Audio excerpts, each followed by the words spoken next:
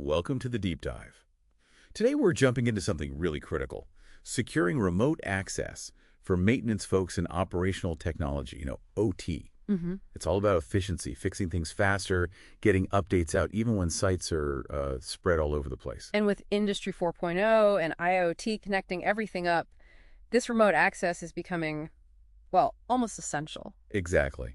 But connecting also means, risks, serious security risks, especially for critical systems. It's a tough balance, isn't it? The operational need versus the security headache in these really sensitive OT environments. The consequences are, well, potentially huge. Right. So our mission today is to sort of unpack the options. We've got sources on the, let's call them traditional methods, IPSec and OpenVPN. Yeah, the familiar ones. And we'll compare those to a more modern take, Zero Trust Remote Access, or ZTRA.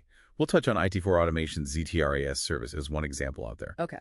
But first, we need to remember, OT isn't your standard IT world. You've got this mix of old and new gear, some with limited security features. And the absolute priority is keeping things running. Availability and integrity often trump confidentiality. Plus proprietary protocols, equipment that lasts forever, and those crucial IEC 62443 standards. It's a unique landscape. Absolutely. A security slip-up here isn't just data loss. It can mean physical impact, safety issues, real-world problems. Definitely drives home why securing remote access is so vital here. Okay, let's start with IPSec. It's basically a set of tools, protocols for securing IP traffic right at the network level. Builds a secure tunnel. For remote access, we're usually talking tunnel mode, which encrypts the whole packet. What are its strengths in OT? Well, it offers pretty robust encryption like AES and solid authentication. That's an open standard, which is good. Potentially secures everything going through that tunnel. But the downsides for OT, setting it up can be, well, complex. Right, especially on older gear. And it sometimes bumps heads with NAT, network address translation, which can make setting up that tunnel tricky. And the big one, maybe, granular access control. Standard IPsec doesn't usually let you say, this engineer can only touch this specific machine. It's often broader access. Which violates that principle of least privilege, right? If someone only needs access to one sensor reading, why give them a key that potentially unlocks the whole control room network? Exactly. That feels like unnecessary risk. Okay, what about OpenVPN? So OpenVPN uses technologies like OpenSSL, TLS, also strong encryption, AES again, and it has features like perfect forward secrecy. Authentication is quite flexible: keys, certificates, username, password. And it seems more adaptable for OT environments. Yeah, it generally is. It can work over UDP or TCP, gets through firewalls and NAT more easily often. It runs on lots of different operating systems, a big plus in OT. Yep. And it can use standard ports like TCP 4433, which helps bypass some network restrictions. So more flexible. Yeah. But security-wise for OT, are there similar concerns to IPsec? Well, yes. Like IPsec, it doesn't inherently give you that super fine-grained per-asset access control out of the box. You can configure some things, but it's not built around that principle fundamentally. So once you're connected, it's less about verifying what you should be doing moment to moment. Pretty much. It secures the connection, but doesn't inherently enforce least privilege or continuous verification in the way Zero Trust aims to. And managing certificates, if you use them, can add complexity. Okay, so both IPsec and OpenVPN, they secure the pathway, right? But once you're inside that pathway, the access level might be broader than ideal for OT. Exactly. They secure the network segment.